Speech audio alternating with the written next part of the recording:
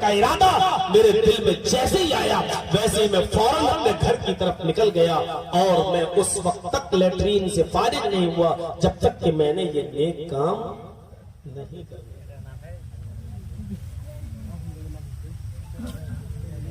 اب سوچئے ذرا، میچ کے چکر میں جو لوگ جماعتیں چھوڑ دیتے ہیں وہ ذرا غور کریں،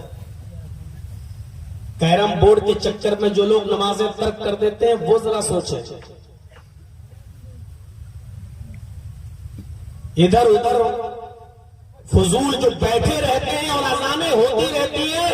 مسجدیں خالی رہتی ہیں، وہ سوچیں۔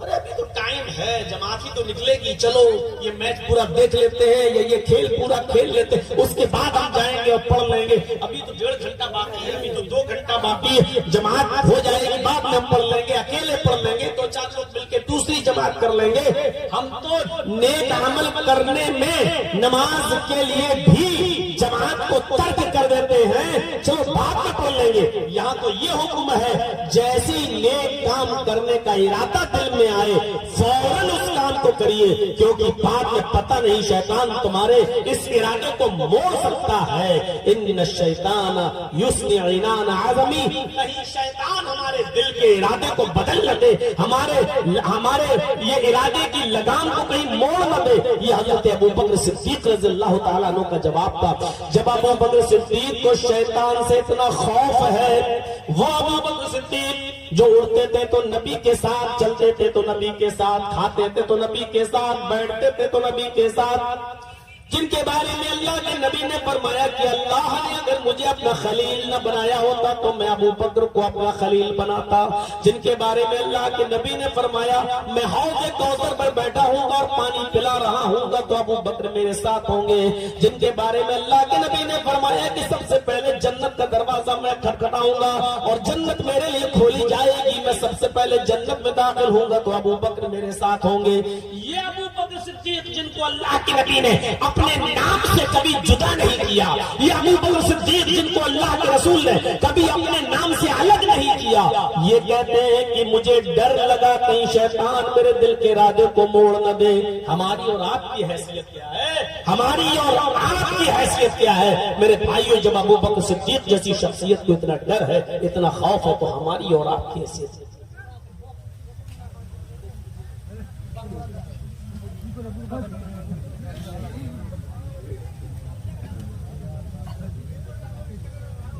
اس آیت کے مفہوم کو اب سمجھا آپ نے؟ سارعوا الی مغفرۃ من ربکم کا مطلب جلدی کرو نیک عمل کرو۔ اب آپ ہی تفسیر کر لیجئے، ہم چپ ہو جاتے ہیں۔ نیک اعمال میں جلدی کرو، نیک عمل کرنا نہیں ہے، جلدی کرنا ہے، جلدی۔ حدیثیں پڑھیے، بادروا بالاعمال الصالحہ، بادروا بالاعمال الصالحہ، یہی حکم اللہ کے نبی نے فرمایا، نیک کام کرنے میں جلدی کرو۔ فتکونوا فتنا کقطع اللیل المظلم، بہت جلدی تمہارے اوپر بڑے بڑے فتنے،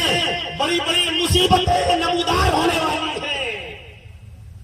فتنے ایسے آ رہے ہیں آسمان سے، قطع اللیل المظلم، جیسے اندھیری اور تاریک راتوں کے ٹکڑے تمہارے اوپر گرتے۔ مغرب کی نماز کے بعد کسی آدمی سے یہ کہو چلو یار کچھ اچھا عمل کر لو، نیک عمل کر لو، اور وہ آدمی یہ کہے اندھیرا ہو گیا ہے تھوڑا سا اجالا ہونے دیجئے تب ہم انشاءاللہ نیک کام کریں گے، اجالے کا انتظار کر رہا ہے۔ مغرب کی نماز کے بعد کسی سے کہو کہ نیک عمل کرنے میں جلدی کرو، آؤ تھوڑا سا اچھا کام کریں، اور وہ یہ کہے کہ نہیں تھوڑا سا اجالا ہو جانے دو، میں انتظار کر لیتا ہوں تھوڑی سی روشنی کا، تھوڑے سے اجالے کا بھی اندھیرا ہے، میں تھوڑا سا اجالا ہوتے ہی انشاءاللہ یہ نیک کام کر لوں گا، تو اس کو یاد رکھنا چاہیے مغرب کی نماز کے بعد اب تم اجالے کا انتظار کرو گے، روشنی کا انتظار کرو گے، جو ناممکن ہے، کیونکہ اس کے بعد اندھیرا اور آئے گا، اس کے بعد اور اندھیرا آئے گا، رات اور اندھیری ہوتی جائے گی، روشنی تو بہت دیر کے بعد بہت لیٹ آئے گی۔ اگر مغرب کی نماز کے بعد تم فوراً اجالے کا انتظار کر رہے ہو تو نہیں، مغرب کے بعد جو بھی وقت آئے گا وہ اور زیادہ تاریک ہوگا، وہ اور زیادہ اندھیرے والا ہوگا۔ اسی طریقے سے فتنے کے بعد تم یہ سوچو کہ چلو یہ فتنہ ختم ہونے دو، تھوڑا سا ماحول سنبھلنے دو، میں اس کے بعد نیک عمل کر لوں گا، تو میرے بھائی اس فتنے کے بعد اب دوسرا اور بڑا فتنہ اس کو آئے گا، اس فتنے کے بعد اس سے بھی بڑا فتنہ آئے گا، اس سے بھی کے بعد اس سے بھی بڑا کوئی فتنہ آئے گا۔ اب آپ یہ سوچو کہ ہم اس فتنے سے گزر جائیں، اس کے بعد نیک عمل کریں گے، نہیں، اب آپ سوچو کہ بیٹے کی شادی کر دیں، اس کے بعد نیک عمل کر لیں گے، بیٹے کی شادی کے بعد بیٹی کی شادی آ جائے گی، بیٹی کی شادی کے بعد آپ سوچیں گے نیک عمل کر لیں گے، بیٹی کی شادی کے بعد آپ نیک عمل کرنا چاہتے ہیں، پتا چلا کہ آپ کا بڑا بیٹا بیمار ہے، اب آپ اس کا علاج کرانا چاہ رہے ہیں، آپ نے بڑے بیٹے کا علاج کرانے کے لیے پیسہ پھونکا کہ جس کی طبیعت ٹھیک ہو تب ہم نیک عمل کریں گے، پتا چلا کہ آپ کے بڑے بھائی کا انتقال ہو گیا ہے، آپ بڑے بھائی کے انتقال کے بعد آپ کو یہ سوچنا ہے کہ چلو اب ہم نیک عمل کریں گے، پتا چلا کہ بڑے بھائی کی مٹی دینے کے بعد گھر میں آئے تو پتا چلا کہ میری بیوی کو کینسر ہو گیا ہے۔ میرے بھائیوں، آپ نیک عمل میں کسی کا انتظار کر رہے ہیں کہ یہ ہو جائے تب ہم نیک عمل کریں گے، بیٹیوں کی شادی ہو جائے تب ہم حج کرنے جائیں گے، ان کا نکاح ہو جائے تب ہم حج کے لیے جائیں گے، اس کے بعد ایک اور مصیبت تمہارے اوپر آ جائے گی، ایک اور فتنہ تمہارے اوپر آ جائے گا۔ اسی لیے فرمایا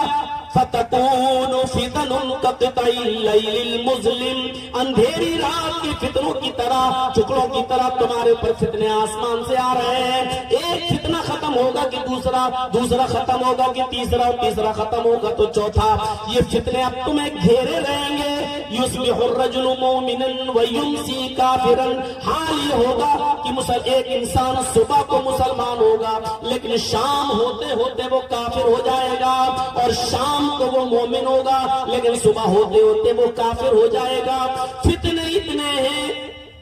کہ صبح فجر کی نماز پڑھا ہوگا، قرآن کی تلاوت کیا ہوگا، لیکن الیکشن میں کھڑا ہے، اس کو پردھانی کا چناؤ لڑنا ہے، اسے گاؤں کا مکھیا بننا ہے، اس کو غیر مسلموں کے ووٹ بھی لینا ہے، وہی بیچارہ گاؤں کا مکھیا جس نے صبح فجر کی نماز جماعت کے ساتھ پڑھی، قرآن کی تلاوت کی، لیکن شام تک ہندو بھائیوں کا ووٹ لینے کے لیے وہ کسی مندر میں بھی جا چکا ہوگا، مندر میں ٹیکا بھی لگا چکا ہوگا، مندر پہ جا کر وہ اپنا ماتھا بھی ٹیک چکا ہوگا تاکہ یہ ثابت کر سکے کہ ہندو بھائیوں تمہارے ساتھ بھی ہے۔ يُصْبِحُ الرَّجُلُ مُؤْمِنًا وَيُمْسِي كَافِرًا، تم دیکھو کہ صبح ایک انسان مومن ہوگا لیکن شام ہوتے ہوتے وہ کافر ہو جائے گا، اور شام کو مومن ہوگا صبح ہوتے ہوتے وہ کافر ہو جائے گا۔ اتنے بڑے بڑے فتنے آ رہے ہیں تمہارے اوپر، ہمارے اوپر، اس لیے بادروا بالاعمال، اسی سارعوا الی مغفرۃ من ربکم وجنۃ، اے لوگوں اپنے رب کی مغفرت کی طرف جلدی کرو اور اس جنت کو حاصل کرنے کے لیے جلدی کرو جس کا طول و عرض زمین و آسمان کے برابر ہے، جو اللہ سے ڈرنے والوں کے لیے، متقیوں پرہیزگاروں کے لیے جو تیار کی گئی ہے۔ نیک اعمال میں جلدی ہم جلدی کس میں کرتے ہیں؟ اچھا موبائل خریدنے میں، اچھا لیپ ٹاپ لینے میں، ہمیں معلوم ہے کہ کل تک ہماری سروس ہے، ابھی نیٹ پیک ہے، لیکن اس کا انتظام ایک دن پہلے سے ہونے لگتا ہے کہ اس کے لیے پیسہ جڑا لو، اکٹھا کر لو، بند نہیں ہونا چاہیے۔ جتنی فکر آپ اس چیز کی کر رہے ہیں میرے بھائیوں، اس سے زیادہ فکر آپ کو نیک اعمال کی ہونی چاہیے، اس میں جلدی کر دیں گے، فکر ہونی چاہیے اس کی، جیسے کہ اسی میں دماغ لگا ہو۔ جنت میں جو لوگ جائیں گے اور اللہ کے عرش کے سائے کے نیچے جو لوگ ہوں گے ان میں سے ایک وہ بھی ہوگا، کون؟ جو جس کا دل مسجد کی طرف لٹکا ہوا ہے، رجل معلق فی المساجد قلبہ معلق فی المساجد، وہ آدمی جس کا دل مسجد کی طرف لٹکا ہوا ہے، یعنی ظہر پڑھ کے آیا، کام کرتا جا رہا ہے لیکن بار بار گھڑی دیکھ رہا کہ عصر کا وقت کب ہو رہا ہے، عصر کی نماز پڑھ کے آیا، بزنس کر رہا ہے، دکان چلا رہا ہے، کھیتی باڑی کر رہا ہے،